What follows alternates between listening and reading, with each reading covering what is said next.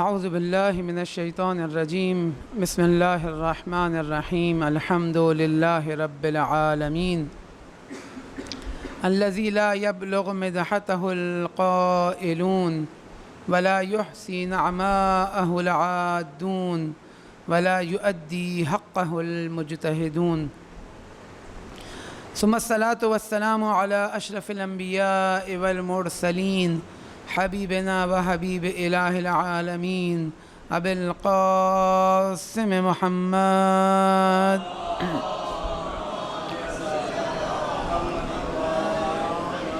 وعلى آلہ الطیبین الطاہرین الذین اذهب اللہ عنہم الرجس وطہرہم تطہیرا.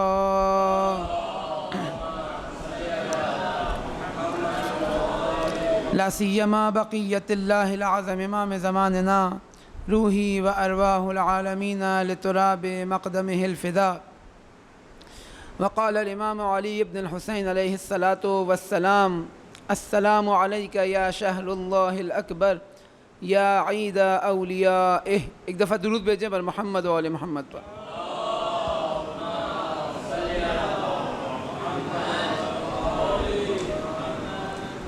خدا نے عالم کا شکر ہے اس کا احسان کہ اس نے ہمیں یہ توفیق عطا کی کہ اس ماہ مبارک کو درک کر سکیں اور اس کے دنوں میں اس کی راتوں میں اپنے آپ کو قرب الہی کی منازل تک پہنچا سکیں اور اہل بیت علیہ الصلوۃ والسلام کی تعلیمات سے اپنے آپ کو، اپنے گھر کو، اپنے محلے کو منور کر سکیں. خدا کا شکر کہ اس نے ہمیں اس مکتب میں پیدا کیا، جو اس کے اولیاء علیہ الصلوۃ والسلام کو مانتا تھا، جو ان کی ولایت کو مانتا تھا، اور اس ولایت کے سبب، اس محبت کے سبب، اس مکتب میں ایک تعلق ہونے کے سبب بہت ساری ایسی چیزیں ہم تک پہنچیں جس سے دیگر بہت سے افراد محروم ہیں. ان میں سے ایک، یعنی ایسی شاید لاتعداد چیزیں ہیں جو انسان تک پہنچ رہی ہوتی ہیں اہل بیت علیہ الصلوۃ والسلام کے واسطے، اور یہ بھی بالآخر دو طرح کی چیزیں ہوتی ہیں. بعض تکوینیات ہوتی ہیں جو سب تک پہنچتی ہیں، جس کے اندر فرق نہیں ہے کہ میں ہوں، آپ ہیں، شیعہ ہے، سنی ہے، مسلمان ہے، کافر ہے، نہیں، کوئی فرق نہیں ہے. کیوں؟ کیونکہ اللہ تعالیٰ نے اہل بیت علیہ الصلوۃ والسلام کو واسطہ فیض قرار دیا اس کائنات میں تمام نعمتوں کے لیے. لہٰذا اگر کسی غیر مسلم، کسی کافر تک بھی کوئی نعمت پہنچ رہی ہے تو وہ انہی کے ذریعے پہنچ رہی ہے. لیکن بعض نعمتیں خاص ہیں، بعض نعمتیں ہر کسی کو میسر نہیں ہیں. انہی نعمتوں میں سے جو خاص نعمتیں ہیں، جو ان کے خاص ماننے والوں تک پہنچی ہیں، ان میں سے ایک نعمت دعاؤں کا مجموعہ ہے. واقعاً بلا مبالغہ ایسا کوئی مکتب نہیں ہے کہ جس کے پاس نہ کوانٹٹی نہ کوالٹی، کسی بھی حیثیت سے، کمیت، کیفیت اور کیفیت دونوں حیثیتوں سے، وہ دعائیں جو اہل بیت علیہ الصلوۃ والسلام سے ہم تک پہنچی ہیں وہ اس کے پاس موجود ہوں.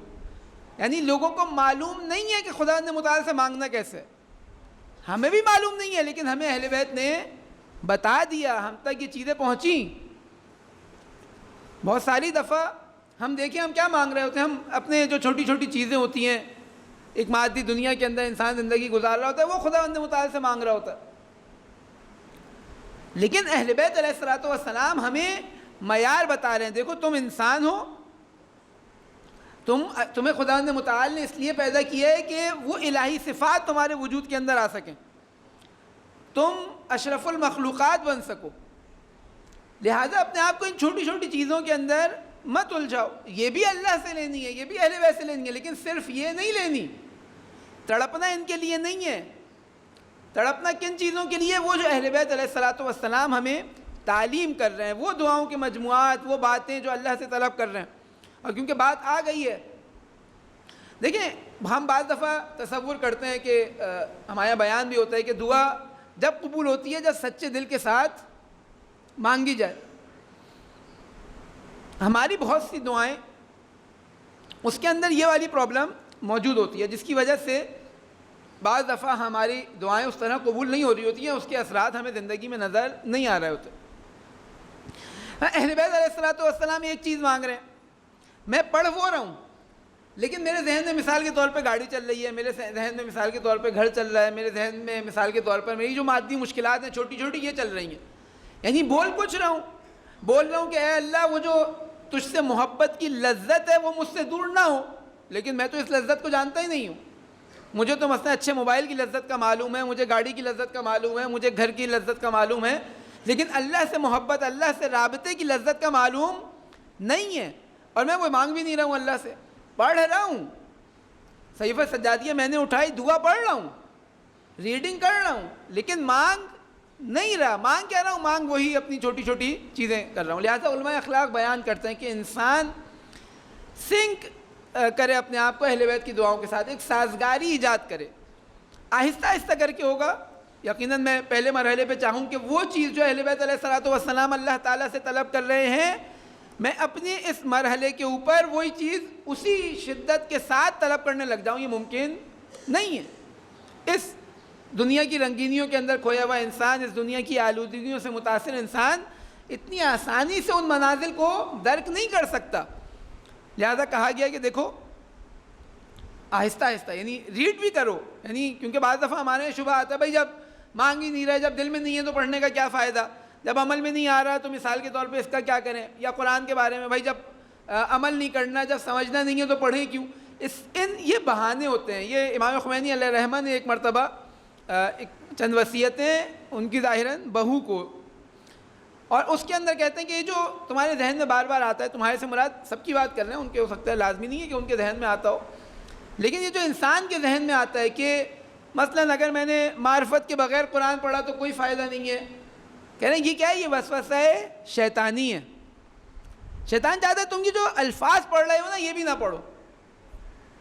نتیجہ کیا نکلے گا؟ معرفت بھی نہیں آئے گی. معرفت کب آئے گی؟ جب تم یہ الفاظ پڑھو گے. خود ان الفاظ کے اندر تاثیر ہے، اللہ کے کلام میں تاثیر ہے، ان لفظوں کے اندر نہ سمجھو تو بھی تاثیر ہے.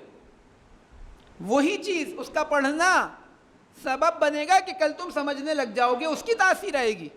اور اسی طرح امام کا کلام کیا ہوتا ہے؟ امام الکلام ہوتا ہے. کلام امام امام الکلام ہوتا ہے. امام کی دعائیں دعاؤں کی امام ہوتی ہیں.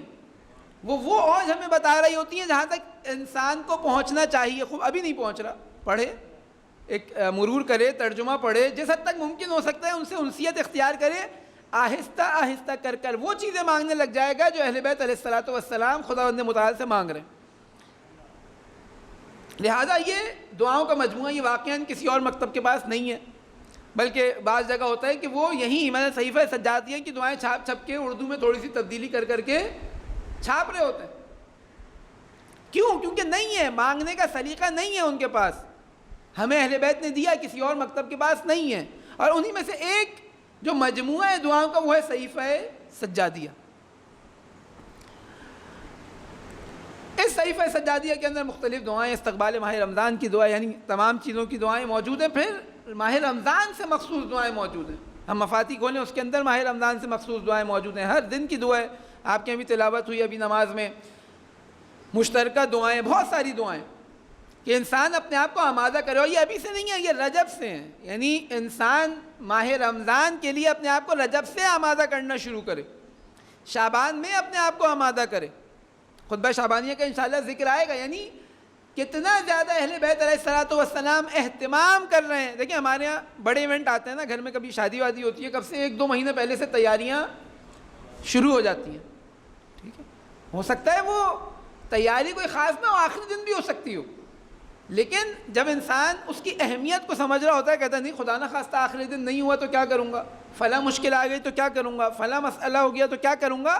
کئی مہینوں پہلے سے وہ کام کرنا شروع کر دیتا ہے. بھائی ابھی تو بہت ٹائم ہے، نہیں ہو سکتا، نہیں ہو سکتا ہے، لیکن ممکن ہے کوئی رکاوٹ آ جائے، کوئی مشکل آ جائے. لہٰذا اپنے آپ کو پہلے سے آمادہ کرتا ہے کہ کوئی مشکل نہ آ سکے. اہل بیت علیہ الصلوۃ والسلام نے اس ماہ مبارک کے لیے جو اہتمام کیا اور چاہ رہے ہیں کہ آخر وقت تک، ماہ رمضان کے آخری لحظے تک انسان کوشش میں لگا رہے کہ کوئی لمحہ ایسا نہ ہو کہ ضائع ہو جائے، کوئی ایسا لمحہ ماہ رمضان کا ضائع ہو جائے جس سے وہ استفادہ نہ کر سکے. لہٰذا ہمارے پاس شعبان میں دعائیں جو رمضان کے بارے میں، رمضان کے یعنی اوائل سے آپ شروع کریں تو دعائیں ہی دعائیں ہیں. اور اب وہ مرحلہ آ رہا ہے کہ ہم ماہ رمضان کو ودا کرنے جا رہے ہیں. اور اس کے حوالے سے بھی چند دعائیں ہمارے پاس موجود ہیں، جن میں سے یہ ایک 45ویں نمبر کی دعا صحیفہ سجادیہ کی دعا طویل ہے، چند فقرات ممکن ہوئے جس حد تک ممکن ہوا، شرح کی تو یقیناً نہ حیثیت ہے نہ گنجائش ہے، لیکن جس حد تک ہم الفاظ کو امام کے سمجھنے کی کوشش کر سکیں اس کو ہم لے کے انشاءاللہ آگے بڑھتے ہیں۔ ایک دفعہ درود بھیجیں بر محمد و آل محمد پر۔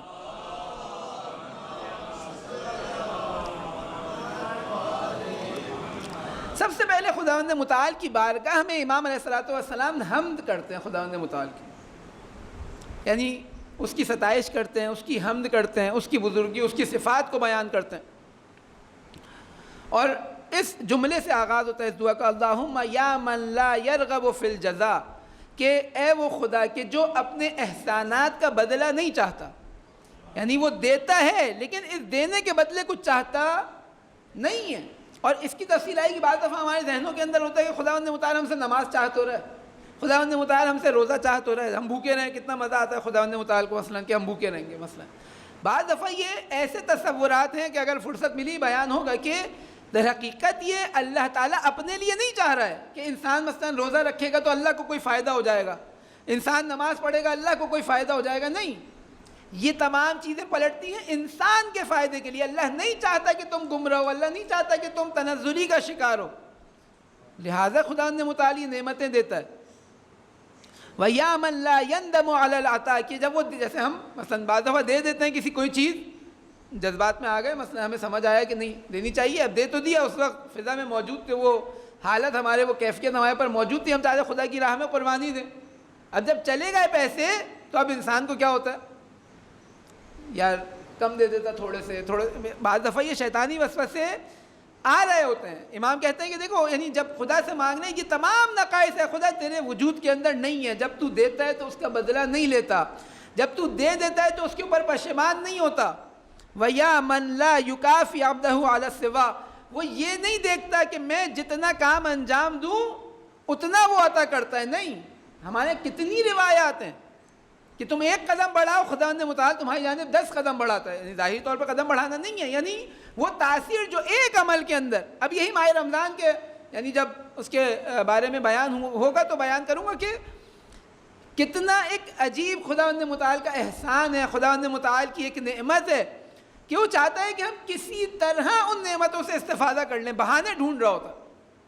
دیکھیں اس مہینے کو اگر ہم خطبہ شعبانیہ کی طرف رجوع کریں تو ضیافت اللہ قرار دیا گیا ہے کہ یہ مہمانی ہے، یہ دسترخوان بچھا ہوا ہے خداوند متعال کا۔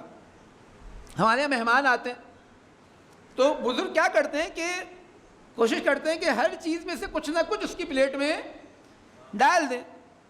بھئی نہیں چاہ رہا، نہیں لے رہا تو کیا کرتے ہیں، زبردستی یہ بھی لے لو یہ بھی لے لو۔ بعض دفعہ یہ ہمارے پیش آ رہا ہوتا ہے، کیوں؟ کیونکہ اس کو مہمان کو پروٹوکول دے رہے ہوتے ہیں، اس کی ایک حیثیت ہوتی ہے، اس کا ایک احترام ہوتا ہے، وہ چاہتے ہیں کہ زیادہ سے زیادہ دے سکیں، زیادہ سے زیادہ یہ اس دسترخوان سے استفادہ کر سکے۔ خداوند متعال نے اب دسترخوان بچھایا ہے، اچھا ہمارے پاس جو دینے کو ہوتا ہے وہ تو بالآخر ختم ہونے والا ہوتا ہے، ہم جو دے رہے ہوتے ہیں، ہم بعض دفعہ ہمارے ذہنوں میں ہوتا ہے کہ پلٹ کے مثلا چاہے مانوی مادی کوئی نہ کوئی فائدہ، بھائی رابطے اچھے ہو جائیں گے، کل کو کوئی کام پڑ سکتا ہے، 10 چیزیں ہمارے ذہن کے اندر آ رہی ہوتی ہیں، ہم دیتے وقت یہ بھی ہمارے ذہن میں ہوتا ہے بالآخر ہمارے پاس سے کمی ہو رہی ہے، لیکن خداوند متعال کی بارگاہ میں تو کوئی کمی نہیں ہے۔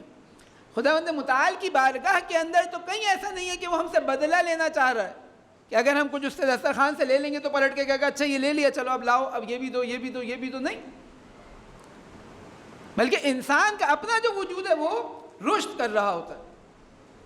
اور یہی پھر امام ایک ایک کر کر بیان کرتے ہیں کہ دیکھو خداوند متعال تو وہ ہے کہ جو نعمتیں دیتا ہے بغیر کسی حق کے، یعنی میرا حق نہیں تھا اس کے باوجود تو نے مجھے یہ نعمتیں دی، تو مجھے معاف کر دیتا ہے بغیر کسی تقاضے کے، بغیر اور فضل کے ساتھ، یعنی میری حیثیت نہیں تھی کہ تو مجھے معاف کرے، میرے گناہ ایسے نہیں تھے کہ لوگ مثلا اگر لوگوں کو پتہ لگ جاتے تو میرے قریب ترین افراد مجھ سے دور ہو جاتے، لیکن اے خداوند متعال تیرا فضل ہے کہ تو بغیر مانگے میرے گناہوں کو بخش دیتا ہے۔ اور اسی طرح کہ تیرا سزا دینا مثلا عدل ہے تیرا فیصلہ خیر ہے. یہ تمام ایک ایک کر کے امام علیہ الصلوۃ والسلام بیان کرتے ہیں. اب اس کے بعد فرماتے ہیں کہ دیکھو تشکر من شکرک وانت الہمتہ شکرک، کہ خداوند متعال جو تیرا شکر ادا کرتا ہے تو اس کی جزا دیتا ہے، لیکن یہ جو شکر ادا کر رہا ہے یہ بھی تیری وجہ سے کر رہا تھا. ہمارے ایک استاد تھے، وہ یوں مثال دیتے تھے کہ جیسے والدین سے بعض دفعہ پاکٹ منی ملتی ہے بچوں کو، اب اس پاکٹ منی سے بچہ بعض دفعہ والدین کے لیے کوئی چیز لے کر آ جاتا ہے، یعنی وہ احسان نہیں کر رہا، یعنی وہی چیز ہے جو والدین سے مل رہی ہے اس کو، لیکن اسی میں سے پلٹ کے بعض دفعہ والدین کو دے دیتا ہے. تو والدین کے اندر کتنا ایک خوشی کا احساس ہوتا ہے، وہ بچہ اپنے اندر کتنا ایک توانائی محسوس کرتا ہے کہ دیکھو میں نے کچھ بالآخر دے دیا، جبکہ اسے بھی پتا ہوتا ہے کہ یہ اس کا نہیں تھا، یہ تو دیا ہی انہوں نے تھا، یہ تو ہر چیز اس کی دی ہوئی تھی. یا خدا تیرا شکر کہ تو نے الہام کیا کہ شکر تیرا ادا کرنا ہے، تو نے اس شکر کی گنجائش ہمارے اندر ڈالی، تو نے یہ ظرف دیا. اسی طرح ہم تیری حمد کرتے ہیں، تو اس حمد کے بدلے ہمیں عطا کرتا ہے، جبکہ یہ جو ہم حمد کر رہے ہیں یہ بھی تیری عطا ہے، یہ بھی تو نے عطا کیا ہے. اور اس کے بعد ایک ایک کر کے امام علیہ الصلوۃ والسلام اللہ کی صفات بیان کر رہے ہیں کہ کتنا احسان ہے انسان پر اللہ تعالیٰ کا، کہ اے خدا تو میرے گناہوں کو چھپاتا ہے، جبکہ تیرے لیے مسئلہ نہیں تھا کہ تو واضح کر سکے، یعنی لوگوں کے سامنے آیا کر سکے، اس کے باوجود تو میرے گناہوں کو چھپا رہا ہے، تو مجھے عطا کر رہا ہے، جبکہ تو چاہتا ہے تو مجھے روک سکتا تھا ان نعمتوں سے، لیکن اس کے باوجود تو مجھے عطا کر رہا ہے. تو نے مغفرت کا دروازہ میرے لیے کھولا، تو نے میرے اوپر یہ احسان کیے. اور یہ ایک ایک کر اب اللہ تعالیٰ کی صفات، خداوند متعال کی صفات جو ہیں امام علیہ الصلوۃ والسلام بیان کر رہے ہیں. اور اس کے بعد چند آیات کا ذکر کر رہے ہیں، اللہ کے کلام کا ذکر کر رہے ہیں کہ دیکھو تو نے چاہا ہے کہ میں تجھ سے مانگوں، تو نے لوگوں کو اپنے حکم دیا ہے کہ وہ تیری بارگاہ کے اندر آئیں، تو ان کو دعوت دینے والا ہے. تو کہتا ہے کہ مثلا اگر تم شکر کرو گے تو میں زیادہ کر دوں گا، میں اس کے اندر اضافہ کر دوں گا اگر تم شکر ادا کرو گے. اور اس طرح مختلف آیات کا امام علیہ الصلوۃ والسلام ایک ایک کر بیان کرتے ہیں. قرض حسنہ کی مثال یعنی اس آیت کو بیان کرتے ہیں کہ اے خدا، یعنی تو کہتا ہے کہ جو مجھے قرض دے، یعنی یہ اس کے پاس تو کچھ اپنا تھا ہی نہیں، یہ تو سب تیرا تھا، لیکن اس کے باوجود جب یہ تجھے لوٹاتا ہے، جب یہ تیرے حکم کے اوپر عمل کرتا ہے، تو کیا کہتا ہے کہ یہ مجھے قرض دے رہا ہے، اور جو مجھے قرض دے رہا ہے میں اسے سود کے ساتھ واپس کروں گا. اور اس کے بعد مثلا بہت ساری چیزیں اگر ہم اس دعا کی نسبت دیکھیں تو ایک اچھی خاصے معارف ہمیں اس دعا کے اندر نظر آتے ہیں کہ خداوند متعال جو ہے وہ بخشش کا دروازہ اس نے اپنے بندوں کے لیے کھلا کیا ہوا ہے. قیامت کے دن گناہگار اور مومن کی حالت کے بارے میں امام علیہ الصلوۃ والسلام یہاں پر بات کر رہے ہیں. اور اسی طرح منافع بخش تجارت جو اللہ تعالیٰ کہہ رہا ہے کہ بھائی تم ایک دو، میں ایک کے بدلے ایک نہیں دوں گا، ایک کے بدلے 10 دوں گا، در حالی کہ وہ جو ایک تم مجھے دے رہے تھے وہ بھی تمہارا اپنا نہیں تھا، وہ میرا تھا. اب دیکھیں کتنا ایک سود مند ایک فائدہ ایک انسان اگر اس جانب خداوند متعال. ہمارے ایک استاد کہتے تھے کہ ہمارا مسئلہ یہ ہے کہ ہم بہانہ بھی نہیں چاہتے کہ اللہ کو دیں کہ اللہ تعالیٰ ہماری مغفرت کر سکے، ہمارے وجود کے اندر رشد عطا کر سکے. اللہ چاہ رہا ہے، ڈھونڈ رہا ہوتا ہے کہ کوئی ایسا راستہ مل جائے کہ میں اپنے بندے کو ترقی اور کمال عطا کر سکوں، اور ہماری پوری کوشش یہ ہوتی ہے کہ ہم ان راستوں کو ایک ایک کر بند کر دیں. کتنا ایک سخت ہے. اور اس کے بعد اب آتے ہیں امام علیہ الصلوۃ والسلام اس مرحلے کے اوپر کہ اب ماہ رمضان کا ذکر کرتا ہے کہ اے خدا تو نے یہ ماہ رمضان ہمیں عطا کیا، اور ایک ایسا دوست ہمیں ماہ رمضان کی صورت کے اندر عطا کیا کہ ھذا شہر و مقام حمد و صاحبنا صحبت مبرور، کہ ایسا دوست ہے جس بہت شفیق ہے، جس سے ہم بہت مانوس ہو چکے ہیں. ایک جسے کہتے ہیں حق رفاقت، حق دوستی یہ مہینہ ادا کرتا ہے. اور اس کے بعد فرماتے ہیں کہ اربحنا افضل ارباح العالمین، اور اس مہینے کے ذریعے وہ فائدے ہم تک پہنچ رہے ہیں جو دنیا کے اندر کسی اور کو میسر نہیں ہے. وہ فائدہ ممکن نہیں ہے کہ انسان تصور کر سکے، لیکن اے اللہ اب یہ مہینہ ہم سے جدا ہونا چاہتا ہے. اب یہ مہینے اور اس ہمارے درمیان اور اس مہینے کے درمیان جدائی آنا چاہتی ہے، یہ ہم سے ودا ہونا چاہتا ہے، یہ ہم سے اس کی مدت تمام ہو رہی ہے، اس کے دن ختم ہو رہے ہیں. فَنَحْنُ مُوَدِّعُوهُ وِدَاعًا، اور ہم ودا انجام دے رہے ہیں، ہم افسوس کے ساتھ غم کے ساتھ اب اس مہینے سے جدا ہو رہے ہیں. دیکھیں کون اس مہینے سے افسوس کے ساتھ جدا ہوگا؟ میں تو مثال کے طور پہ میرے ذہن میں آئے گا کہ یار بھوکا رہنا پڑتا تھا پورے دن، اب یہ مہینہ چلے آئے گا، آرام سے کھائیں گے. روزہ رکھنا پڑتا تھا، 10 چیزوں کا خیال رکھنا پڑتا تھا، بعض ایسے حلال امور تھے خدا نے متعال نے اس مہینے کے اندر حرام قرار دے دیے، اس مہینے کے دنوں میں حرام قرار دے دیے. میرے لیے تو آسانیاں مجھے نظر آ رہی ہیں. اب کون درک کرے گا؟ وہی ہے، وہ لذت جو اللہ کی محبت جو درک کر رہا ہے، اللہ کی محبت کی جو لذت درک کر رہا ہے، وہ یہ کہہ سکتا ہے. اب دیکھیں میں نہیں کہہ رہا تو اس کا مطلب کیا ہے کہ میں یہ دعا نہیں پڑھوں جو شروع میں بات ہوئی تھی. نہیں، انسان ابھی بھی ہمارے پاس دن ہے، ابھی ماہ رمضان تمام نہیں ہوا. ایک ایک لمحہ قیمتی ہے، ایک ایک لمحہ قیمتی ہے. اگر انسان انہی 4-5 دنوں کے اندر اپنے آپ کو اتنا آمادہ کر لیے، خدا نے متعال کے خزانے میں کمی نہیں ہے.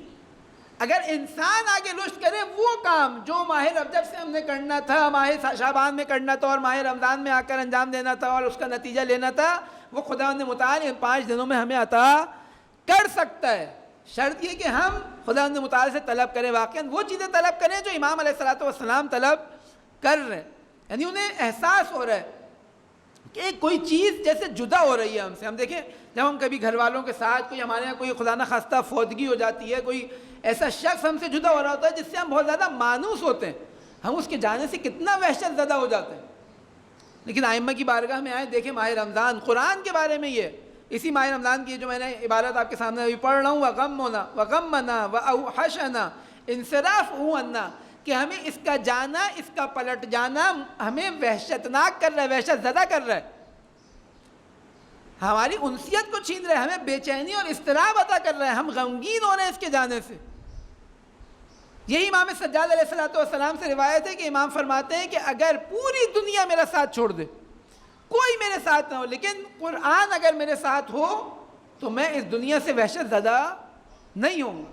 کیوں؟ کیونکہ امام کا جو قرآن سے رابطہ ہے، امام کا جو ماہ رمضان سے رابطہ ہے، اس رابطے کو ہم درک نہیں کر پا رہے. ہم اپنی ہی مثالوں کے اندر اس کو درک کر سکتے ہیں کہ کسی کا جوان بیٹا اس سے دور ہو رہا ہو، کسی کی اولاد اس سے دور ہو رہی ہو، کسی کا کوئی عزیز اس کے جس سے وہ اٹھنا بیٹھنا ہر لحظہ اس کی یاد میں گزار رہا تھا، وہ اگر اس سے دور ہو رہا ہو، کہ کتنا انسان تڑپتا ہے اس کے لیے، کہ کتنا سخت ہو جاتا ہے اس کے لیے یہ برداشت کرنا. امام علیہ الصلوۃ والسلام وہ کیفیت امام کی ہمیں ماہ رمضان کے اندر نظر آتی ہے. اور پھر آ کر امام کہتے ہیں کہ اس وجہ سے اب ہم یہ کہتے ہیں، یعنی دیکھیں ہم جس طرح سلام ہم خدا حافظ جب کہتے ہیں، اللہ حافظ کہتے ہیں، تو یہ بھی ایک سلامتی کا پیغام ہے. یعنی در حقیقت ہم سلامتی دینا چاہ رہے ہیں. اور یہاں پر ہم دیکھتے ہیں کہ اس کلچر کے اندر، اسلامی کلچر کے اندر، عرب کلچر کے اندر، خود واپسی پر بھی، خدا حافظی پر بھی سلام کیا جاتا تھا. لہٰذا اب امام علیہ الصلوۃ والسلام اب ماہ رمضان کو ودا کرتے ہیں اور مخاطب کرتے ہیں خود ماہ رمضان کو. یعنی انسان تصور کرے اہمیت. بعض دفعہ میں ماہ رمضان کو مخاطب کر کے کہوں گا اے ماہ رمضان تو یہ میرے، وہ احساس ہی نہیں ہوتا کہ ماہ رمضان مثلاً کوئی چیز ہے، ماہ رمضان کوئی ایسی چیز ہے جس سے میں باتیں کروں، گفتگو کروں. لیکن یہ وہ زمانہ ہے جو اللہ تعالیٰ نے جسے اپنے آپ سے منسوب کیا ہے. اسی خطبہ شعبانیہ کے اندر، اور یہاں پر بھی وہ جو امام کے الفاظ ہیں وہ موجود ہیں. خطبہ شعبانیہ کے اندر رسول اللہ کے قد اقبل الیکم شہر اللہ، کہ دیکھو تمہاری طرف کون آ رہا ہے، کس نے تمہاری طرف رخ کیا ہے، کون تمہاری طرف توجہ کر رہا ہے، وہ اللہ کا مہینہ تمہاری طرف توجہ کر رہا ہے. اب اللہ تعالیٰ اگر کسی چیز کو اپنے آپ سے منسوب کر دے تو یہ کوئی عام دن نہیں ہے. سارے دن اللہ کے ہیں، ساری راتیں اللہ کی ہیں، سارے مہینے اللہ کے ہیں، سارے سال اللہ کے ہیں. لیکن اگر اللہ کسی دن کو، کسی لمحے کو، کسی زمانے کو اپنے آپ سے منسوب کر دے، اس کا مطلب اس زمانے کے اندر انسان کو ہدایت عطا کرنے کی قدرت بہت زیادہ ہے. دیکھیں مثال ایک آپ کے سامنے واضح کروں. ہم گھر میں نماز پڑھیں، 2 رکعت پڑھیں گے، 2 رکعت کا ثواب ملے گا. مسجد میں آگے پڑھیں گے، مختلف روایات ہیں، 70 رکعت کا ثواب ملے گا، 1000 رکعت کا ثواب ملے گا. ٹھیک ہے. اسی طرح کیفیت مثلا کہا جاتا ہے کہ ایک مجرد جو شخص ہے جو شادی شدہ نہیں ہے، اس کی 2 رکعت 2 رکعت، شادی شدہ کی 2 رکعت 70 رکعت. کیوں؟ کیونکہ وہ جو انسان کے امتحان ہے، انسان کے اوپر جو ذمہ داریاں آ رہی ہیں، انسان جو الگ سے کوشش کر رہا ہے، اس کے نتیجے کے اندر اس کے اندر ایک رشد پیدا ہوتا ہے. چاہے وہ زمان کے اندر ہو وہ قدرت، چاہے وہ مکان کے اندر ہو. اب مسجدوں کے اندر بھی درجات ہیں. یہ مسجد ہے، ایک دفعہ جامع مسجد ہے، جامع مسجد سے بڑھ کر آپ مثلا وہ مساجد جن کا اہل بیت کی روایت میں خاص ذکر ہے، مسجد کوفہ ہے، مسجد سہلہ ہے، اہل بیت علیہ الصلوۃ والسلام کا حرم ہے، مسجد النبی ہے، خانہ کعبہ ہے. یعنی یہ درجات ہیں. اب کیا ہے کہ ان مکانوں کے اندر ایسی قدرت موجود ہے کہ جتنی زیادہ یہ قدرت انسان کو وہ سرعت عطا کرتی ہے اتنا زیادہ اس مکان کی اہمیت بڑھ جاتی ہے. مثلا ریاض الجنہ کے بارے میں روایات ہے کہ 1 رکعت 1000 رکعت کے برابر. جگہ کے اندر اتنی قدرت موجود ہے. اور اسی طرح انسان کے پاس ایک ایسی چیز جس سے انسان اختیار یعنی جدا نہیں ہو سکتا. یعنی میں نہیں کہہ سکتا کہ ماہ رمضان مجھ پر نہ آئے, ماہ ربیع الاول مجھ پر نہ آئے. نہیں, زمانہ آتا ہے, دن نکلتا ہے, سب کے لیے نکلتا ہے. ہاں, اس کی برکتوں سے میں اپنے آپ کو روک سکتا ہوں. ان زمانوں کے اندر بھی بعض دفعہ جب اللہ اپنے آپ سے اس کو منسوب کر رہا ہے, سبب کیا ہے؟ سبب یہ ہے کہ اس زمانے کے اندر اتنی قدرت ہے کہ عام دنوں میں اگر تم خداوند متعال کی جانب سفر کرتے ہوئے مثلا 1 قدم شمار کر رہے تھے اور نتیجہ بھی 1 قدم کے مطابق نکل رہا تھا, لیکن آج جب ماہ رمضان تمہیں عطا کیا جا رہا ہے تو اب یہ 1 قدم نہیں ہے. اس 1 قدم کے نتیجے مثلا تم 100 قدم آگے بڑھ رہے ہو. یہ قدرت ہے ماہ رمضان کی. اور جو میں نے بات کی کہ جب مہمان آتے ہیں, جب وہ سفرہ بچھایا جاتا ہے, دسترخوان بچھایا جاتا ہے, کس طرح اہتمام کیا جاتا ہے. اب دیکھیں اسی ماہ رمضان میں کتنا زیادہ اہتمام کیا گیا کہ ہمارا سانس لینے کو تسبیح شمار کیا گیا. سانس لینا اختیاری عمل تو نہیں ہے. میں قصداً ایک کام انجام نہیں دے رہا, میں ارادہ کر کے ایک کام انجام نہیں دے رہا. میں نماز آتا ہوں, نماز پڑھتا ہوں قربتاً اللہ, چاہوں گا پڑھوں گا, چاہوں گا نہیں پڑھوں گا. لیکن سانس میرے چاہنے کے اوپر ڈیپینڈ نہیں کرتی. مگر یہ کہ ایک انسان اتنا بدبخت ہو جائے کہ خودکشی کر لے, اختیار میں نہیں ہے اس کے اس سانس کو روک سکے, یا سانس مثلا کب لینا ہے کب نہیں لینا ہے. لیکن اس کے اوپر بھی کہ جو بعض تعداد کے مطابق کہ 22,000 مرتبہ انسان دن کے اندر سانس لیتا ہے, اس ایک سانس کے بدلے خداوند متعال ایک تسبیح لکھ رہا ہے کہ بعض روایات کے مطابق ایک تسبیح نتیجہ دیتی ہے کہ جنت کے اندر انسان کا ایک درخت, سرسبز درخت اللہ اس کے لیے قرار دے. اچھا, اس روایات کے اندر بھی یہ نہیں ہے کہ ایک سانس لوگے تو ایک تسبیح, نہیں کہا تسبیح ہے. کتنی ہے یہ نہیں بتایا. کم از کم بھی انسان بولے ایک تسبیح تو اس کے نتیجے میں اب سوچیں 22,000 تسبیح یہ دن کے اندر کم از کم انجام دے رہا ہے. لیکن کس کے لیے؟ امام یہ بتا رہے ہیں کہ السلام علیکہ یا شہر اللہ, کہ اے اللہ کے شہر, اے شہر اللہ, آپ پر سلام ہو. وَيَا عِيدَ أَوْلِيَائِهِ, اور اے اللہ کے اولیاء کی عید تم پر سلام ہو. یعنی امام بتا رہے ہیں دیکھو ماہ رمضان کو کون درک کر رہا ہے؟ وہ درک کر رہا ہے کہ جو اللہ تعالیٰ کی ولایت کے اندر اپنے آپ کو قرار دے رہا ہے. جو اللہ کی ولایت سے باہر ہے اس کے لیے یہ عید نہیں ہے. اس کے لیے پھر وہ رابطہ ممکن نہیں ہے ماہ رمضان کے ساتھ کہ جو امام علیہ الصلوۃ والسلام برقرار کر رہے ہیں. لہذا فرماتے ہیں السلام علیکہ یا شہر اللہ الاکبر و یا عید اولیائے, کہ یہ تیرے بندوں کی عید ہے, یہ تیرے اولیاء کی عید ہے. یا ولایت کا اگر ہم معنی کریں صحیح طور پر اس کے لغوی معنی کی طرف جائیں تو یہ ان افراد کی عید ہے جو تیرے کیمپ میں موجود ہیں, جو تیرا لشکر ہیں, جو تیرا گروہ ہیں. اہل اللہ کہا گیا ہے, اہل قرآن کو اہل اللہ کہا گیا ہے, اہل بیت علیہ الصلوۃ والسلام سے متمسک ہونے والوں کو اہل اللہ کہا گیا ہے, حج انجام دینے والوں کو, یعنی اللہ کی جو ولایت ہے اس کو قبول کرنے والوں کو اہل اللہ کہا جا رہا ہے. اللہ اپنے آپ سے منسوب کر رہا ہے. اور وہی مثال کے مطلب چھوٹی چھوٹی چیزیں یعنی جو ہمارے اختیار میں بھی نہیں ہے, خدا چاہ رہا ہے کہ کسی طرح ہم اس دسترخوان سے استفادہ زیادہ سے زیادہ لے سکے. اب اگر انسان اتنا شقی ہو جائے, کسی خطبہ شعبانیہ کا جو بار بار ذکر آ رہا ہے اس کے ساتھ ساتھ ایک استقبال کے لیے اور یہ وداع کی دعا, یعنی کب تڑپے گا. یعنی انسان اتنا زیادہ, اہل بیت علیہ السلام کہتے ہیں کہ شقی ترین ہے وہ شخص جو اس ماہ رمضان میں بخشا نہ جائے. یعنی اتنی نعمتیں, مثلا میں ایسے دسترخوان پر جاؤں جہاں کھانا ہی کھانے اور میزبان زبردستی میری پلیٹ کے اندر کھانا ڈال رہا ہے, اس کے باوجود میں وہاں سے بھوکا واپس آ جاؤں. اب اس سے زیادہ جسے کہتے ہیں کہ کمظرف انسان, اس سے زیادہ شقی انسان کون ہوگا کہ جو اس دسترخوان سے اس حالت کے اندر اٹھ جائے کہ جس دسترخوان پر نعمتیں ہی نعمتیں ہیں, جس دسترخوان کا بچھانے والا مہربان ہے, اور اتنا مہربان ہے کہ جس کی ہم توقع نہیں کر سکتے کسی اور سے. لہٰذا امام علیہ الصلوۃ والسلام نے ماہ رمضان کو اللہ کے اولیاء کی نسبت دوست کہا.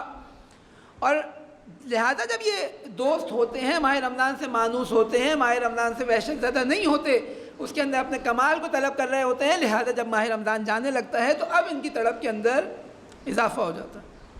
السلام علیکہ من شہر قربت فیہ الاعمال ونشرت فیہ الاعمال, اے وہ مہینے جس کے اندر امیدیں بھر آتی ہیں, یعنی ہم جیسے مایوس افراد بھی اس شہر کے اندر ایک امید لگا بیٹھتے ہیں کہ نہیں ہم بھی سدھر سکتے ہیں, ہم بھی اللہ کی راہ میں قدم بڑھا سکتے ہیں. وہ شہر ہے, وہ مہینے کہ جس کے اندر امیدیں زیادہ ہو جاتی ہیں, وَنُشِرَتْ فِيهِ الْأَعْمَالِ, اور اعمال زیادہ ہو جاتے ہیں. ہم انجام نہیں دے رہے ہوتے لیکن ان کا اثر زیادہ ہو جاتا ہے. البتہ ایسا نہیں ہے کہ ہم انجام نہیں دے رہے, ہم اپنی زندگی کے اندر دیکھیں برکتیں ایسی ہیں ماہ رمضان کی, وہ کام جو ہم پورے سال انجام نہیں دیتے, واجب بھی نہیں ہے, مستحب ہوتے ہیں, ماہ رمضان کی برکت سے وہ کام انجام دینا شروع ہو جاتے ہیں.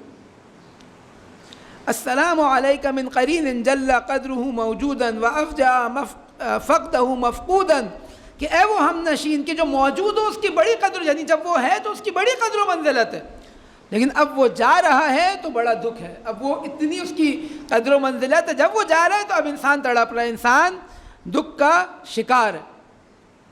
اسی طرح مثلا بہت اگر خلاصہ کروں ان عناوین کا جو امام علیہ الصلوۃ والسلام اس دعا کے اندر بیان کرنا چاہ رہے ہیں, کہ کہتے ہیں کہ یہ حاجات کے قبول ہونے کا مہینہ ہے, گناہوں کو ختم کرنے کا مہینہ ہے. اب انسان ان 4-5 دنوں کے اندر جو باقی ہیں, انسان کوشش کرے کہ وہ مطالب جو امام علیہ الصلوۃ والسلام بہت اختصار کے ساتھ بیان کر رہے ہیں اس کو کھولے, اپنے لیے واضح کرے کہ واقعا مثلا ایک دعا اتنے مطالب اس کے اندر موجود ہیں, ایک ایک لفظ ہمیں متوجہ کرایا ہے, دیکھو اس ماہ رمضان سے تم نے خدا متعال کی بارگاہ میں کیا مانگنا ہے, یہ وہ چیز جا رہی ہے. اور نہیں معلوم کہ یہ دعا دقیقاً امام علیہ الصلوۃ والسلام نے کس تاریخ کو تلاوت کی ہے, لیکن کہا گیا کہ آخری وقت ہے ماہ رمضان کے, کچھ نہ کچھ وقت باقی ہے. اس دعا کے بعض الفاظ سے یہ اندازہ ہو رہا ہے کہ آخر شب یہ دعا نہیں کر رہے ہیں کہ ماہ رمضان گزر چکا ہے, نہیں, ماہ رمضان میں یہ دعا کر رہے ہیں کہ یہ مہینہ جانے والا ہے, یہ مہینہ ختم ہونے والا ہے, اے خدا اس کے اندر میری حاجات کو قبول کر, اے خدا اس کے اندر. ماہ رمضان کے بارے میں کہتے ہیں کہ یہ وہ اس ہمسائے کی طرح ہے جو انسان کے ساتھ بہت زیادہ اٹیچ ہوتا ہے, ایک دوسرے کی نسبت نرم ہوتے ہیں, یہ اس کو فائدہ پہنچاتا ہے, وہ اس کو فائدہ پہنچاتا ہے. خود معاشرے کے اندر ایسے روابط ہم دیکھیں ماہ رمضان کے اندر جو انسان بعض دفعہ خیرات کر رہا ہوتا ہے, انسان دوسروں کی مدد کر رہا ہوتا ہے, وہ پورے سال وہ کیفیت نہیں ہوتی. اب انسان جس طرح بعض زیارت کے اندر آئے کہ لا تسلب منی ما انا فیہ, خدا جس حالت کے اندر ابھی میں ہوں وہ چیز مجھ سے نہ چھین, میں اس قابل نہیں ہوں, لیکن یہ حالت تو نے اپنے فضل سے مجھے عطا کر دی ہے, اب کم از کم اس کو نہ چھین. وہی جو میں نے آپ کے سامنے روایت پڑھی کہ رسول اللہ نے فرمایا تھا کہ ایک تسبیح کرتا ہے ایک درخت لگ جاتا ہے. ایک صحابی موجود ہیں, کہتے ہیں کہ یا رسول اللہ پھر تو ہم درخت ہی درخت, جنت کے اندر تو ہمارے پورے پورے باغات پکے ہو گئے. کہا ہاں باغات ہو گئے, لیکن اب تم کوئی ایسا کام نہ کرو کہ جس کے نتیجے میں یہاں سے آگ تم اپنے درخت کے اوپر پھینکو اور وہ درخت جل جائے. یعنی ان اعمال کو محفوظ کرنا, وہ نعمتیں جو اللہ نے دی ہیں ان کو محفوظ کرنا زیادہ اہم ہے. کہ ہم ماہ رمضان کے اندر بہت سارے اعمال انجام دیتے ہیں لیکن ان کو محفوظ نہیں کر پاتے. جیسے عید آتی ہے, عید سے ہی ماشاءاللہ ٹی وی کھولیں اور اس کے بعد دین جو ہے وہ ختم ہوتا نظر آنا شروع ہو جاتا. اب وہی چیز ہے, اسی معاشرے کے اندر ہم رہ رہے ہیں. سخت ہے انسان کے لیے لیکن بالآخر اسی کو انجام دینا. اگر امتحان نہ ہو تو رشد نہیں ہے, رشد ترقی امتحان کے اندر ہے. لہذا سیر و سلوک کے اندر امام فرماتے ہیں کہ سیر و سلوک کے اندر جو رکاوٹیں اس ماہ رمضان میں دور ہو جاتی ہیں, جیسے بعض روایات کے اندر ہے کہ شیطان کا تسلط انسان کے اوپر ختم ہو جاتا ہے. یہ انسان کا سابقہ ہوتا ہے, یا انسان کے دیگر امور ہوتے ہیں کہ انسان اپنے آپ کو اتنا عادت کر چکا ہوتا ہے گناہوں کے اندر کہ وہ گناہ چھوڑ نہیں پاتا. اسی طرح اس ماہ رمضان کے اندر اللہ تعالیٰ نے شب قدر قرار دی, جن کی جو احتمال قوی جن کی تواریخ کے تھے وہ گزر گئے. ایک شب جس کا ایک احتمال ہے شب 27. یعنی انسان ان کو درک کرے, انسان اس قدر کو جانے, واقعا اس کی حیثیت کو جانے.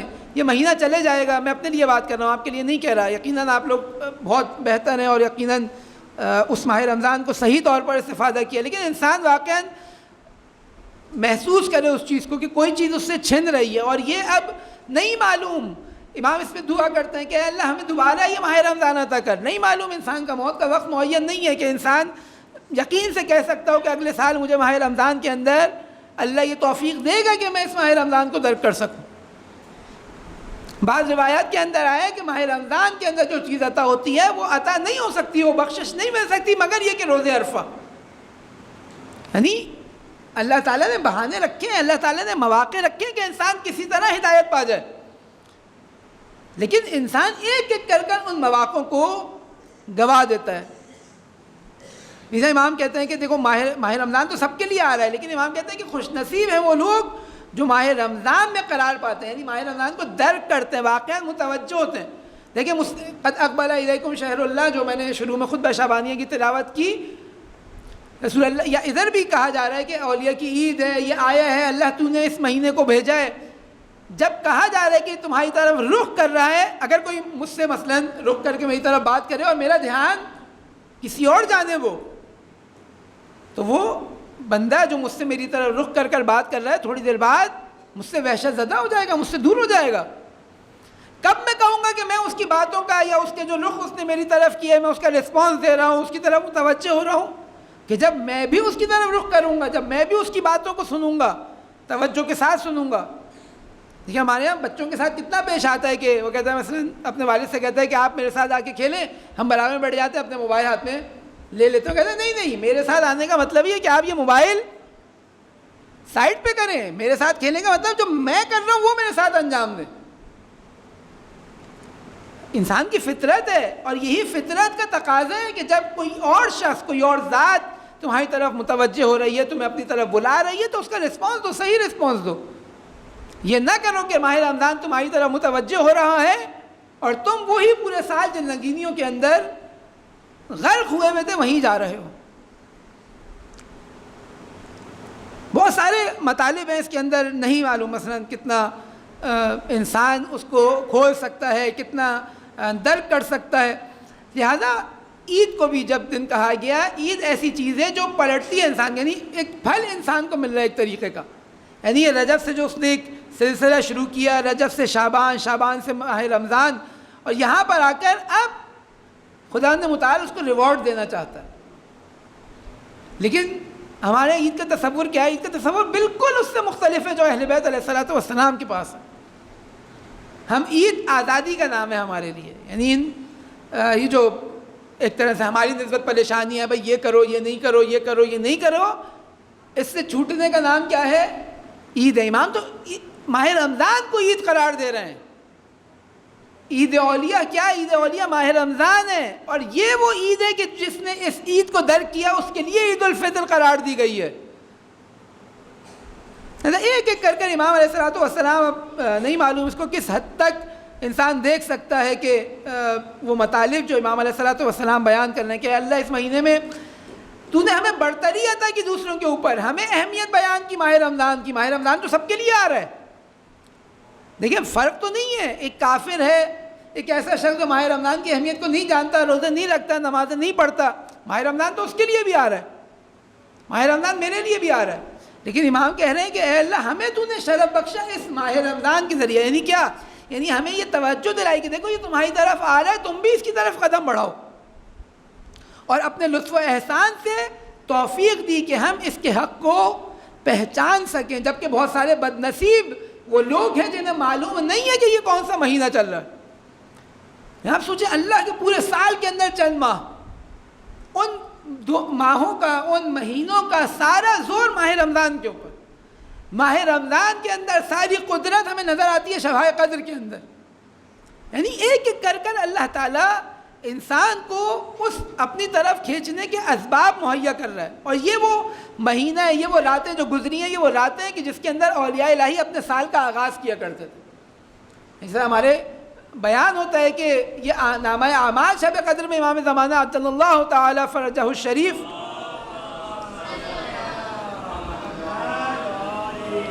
کی بارگاہ میں پیش کیے جاتے ہیں. تو انسان جو اولیاء الہی ہوتے ہیں وہ پلان اس طرح کرتے ہیں کہ شب قدر سے اس ماہ کا آغاز کرتے ہیں, سال کا آغاز کرتے ہیں, ماہ رمضان سے سال کا آغاز کرتے ہیں. اور اب پورے سال اس ماہ رمضان کے اندر جو انسان نے نعمتیں جو اللہ تعالیٰ کے اس دسترخوان سے فیوزات حاصل کیے اس کو محفوظ کرنے کی کوشش کرتے ہیں. اب خود یہ وداع کی دعا ہمیں بتا رہی ہے کہ دیکھو ابھی گزر گیا, ابھی چند دن باقی ہیں, لیکن پورا سال پڑا ہے اگلے سال آنے کے لیے. اگر خدا تمہیں نصیب کرے یہ ماہ مبارک تو اپنے آپ کو ابھی سے اس کے لیے آمادہ کرو, ابھی سے تیاری کرو. اب جب شہید مطہری کہتے تھے کہ جب ماہ رجب آتا تھا تو ہمارے گھر کا جو ماحول تھا, جو فضا تھی, وہ بدل جاتی تھی. یعنی ہمیں پتہ ہوتا تھا کہ بالآخر کوئی الگ سے چیز ہونے لگی ہے گھر کے اندر. انسان اور بعض دفعہ یہ ماحول بنانا ہمارے لیے, ہمارے بچوں کے لیے آسانیاں فراہم کرتا ہے کہ اس سفر کو, اس سیر کو جو اللہ تعالیٰ کی جانب انسان نے کرنی ہے اس کو جلدی طے کریں, جلدی اپنے آپ کو اس فضا کے اندر قرار دیں. ہم لوگ بعض دفعہ سمجھتے ہیں کہ یہ ظاہری چیزیں کام نہیں آنی. نہیں, یہ ظاہری چیزیں گھر کا, مثال کے طور پر ماہ رجب آنے والا ہے, الگ سے صفائی ستھرائی کا خاص اہتمام کیا جائے, ماہ رجب کا استقبال کیا جائے. مثال کے طور پہ لباس کو بہتر کیا جائے, گھر کے اندر ایسے مثال کے طور پہ بہت ساری چیزیں لگائی جا سکتی ہیں کہ انسان اس کی نسبت خدا کی جانب متوجہ ہو. اب یہ کیا ہے, یہ ماحول فضا فراہم کرنا ہے. اب ہمارے پاس ایسے, یعنی آج کے دور میں تو آسان ہے, ایسے تصویریں موجود ہیں, چھوٹے چھوٹے اخلاقی نکات کے ساتھ موجود ہیں, آیات لکھی ہوئی ہیں, روایات لکھی ہوئی ہیں. انسان دیکھیں ہم تو گزر گئے, یا مثلا جو ہم سے بزرگ افراد ہیں بالآخر ایک دور گزار چکے ہیں, لیکن اور شاید وہ بہت آسان تھا, بہت اچھا تھا بعض جہتوں سے. ابھی آپ وہ تقاضا جو آپ کے دور میں تھا آپ آج کے بچوں سے نہیں کر سکتے. اتنی فضا آلودہ ہو چکی ہے کہ آپ چاہیں کہ آپ جس طرح مثلا نماز پڑھ لیتے تھے تو وہ البتہ اگر پڑھ لیتے تھے, کیونکہ خود آپ لگائیں تو کتنا جوانی کے اندر رجحان تھا پہلے, کتنا مسجدوں کے اندر بچے آتے تھے, لیکن بالفرض اگر آتے تھے یا آپ کم از کم اس فیز سے اچھا گزر گئے تو ابھی صرف بولنے سے یہ کام انجام نہیں دیا جا سکتا, کیونکہ وہ برائیاں, دشمن کے وہ حملات جو آج ہو رہے ہیں وہ آپ کے دور میں نہیں تھے, اس کا تصور بھی نہیں تھا. ایک بچے کے لیے جو فضا فراہم ہے اس کے اندر نماز پڑھنا, اللہ سے رابطہ برقرار کرنا کتنا سخت ہے, یہ آپ کے لیے قابل تصور نہیں ہے. یعنی وہ ابھی اپنے بچپنے کے اندر اتنا آلودہ کر دیا جاتا ہے کہ ابھی وہ سوچنے سمجھنے کی صلاحیت نہیں رکھتا, لیکن اس کے باوجود اس کے ذہن کو آلودہ کر دیا جاتا ہے. لہٰذا کوشش کریں ان ایام کے اندر بالخصوص اور پورے سال اپنے گھر والوں کے لیے, اپنے بچوں کے لیے فضا فراہم کریں, ماحول بنائیں. یہ ظاہری چیز نہیں ہے جس کا کوئی فائدہ نہیں ہے, نہیں, انسان انہی ظواہر سے متاثر ہوتا ہے. اور وہ جتنا زیادہ ہم گھر کے ماحول کو بہتر کر سکتے ہیں انسان اتنا زیادہ اللہ کی طرف رشد کر سکتا ہے. اور یہی جب ماہ رجب آئے, ماہ شعبان آئے, ماہ رمضان آئے, بچہ واقعاً احساس کرے کہ کوئی الگ سے چیز ہے جو گھر کے اندر آ رہی ہے. اور جب وہ یہ احساس کرے گا تو اس کی اہمیت اس کو بیان ہوگی. بہت سارے مطالب اس کے اندر اور ہیں. ایک ایک لمحات کا ائمہ علیہ الصلوۃ والسلام کی روایت میں ذکر ہے کہ اس کا ایک ایک لمحہ دیگر تمام لمحات سے زیادہ افضل ہے, اس کی ایک ایک رات تمام راتوں سے زیادہ افضل ہے. انسان کوشش کرے کہ اپنے آپ کو اس فضا کے اندر قرار دے, جو الہی ماحول, جو رنگ الہی اپنے گھر کے اوپر چڑھائے, اپنے معاشرے کے اوپر وہ رنگ ایجاد کرے کہ انسان در و دیوار کو دیکھے, اپنے محلے کی, اپنے گھر کی در و دیوار کو دیکھے اللہ تعالیٰ کے قریب. خداوند متعال سے دعا ہے کہ خداوند متعال ہم سب کو اہل بیت علیہ الصلوۃ والسلام کی تعلیمات کو سننے, سمجھنے اور اس پر عمل کرنے کی توفیق نصیب فرمائے. اس ماہ مبارک کے اندر جو چند ایام بچے ہیں, خداوند متعال اس ماہ مبارک کے ان چند ایام کے اندر ہمیں زیادہ سے زیادہ توفیقات کو حاصل کرنے کی توفیق نصیب فرمائے. اس ماہ مبارک کے اندر خداوند متعال نے جو کتاب نازل کی, خداوند متعال ہم سب کو یہ توفیق عطا کرے کہ زیادہ سے زیادہ اس کتاب کریم سے, اس قرآن مجید سے اپنے آپ کو مستفیض کر سکیں, اس کو پڑھ سکیں, سمجھ سکیں اور اس پر عمل کر سکیں. امام زمانہ کے ظہور میں تعجیل فرمائے, ہم سب کو امام زمانہ کے اعوان و انصار میں شمار فرمائے. دنیا میں جہاں جہاں مومنین امام زمانہ کے ظہور کا زمینہ فراہم کر رہے ہیں, خداوند متعال ان کی مدد و نصرت فرمائے, ہم سب کو ان کی حمایت کی توفیق نصیب فرمائے. انقلاب اسلامی کو امام زمانہ کے عالمی انقلاب سے متصل فرمائے. ربنا تقبل منا انك انت السميع العليم برحمتك يا ارحم الراحمين. بر محمد و آل محمد صلوات.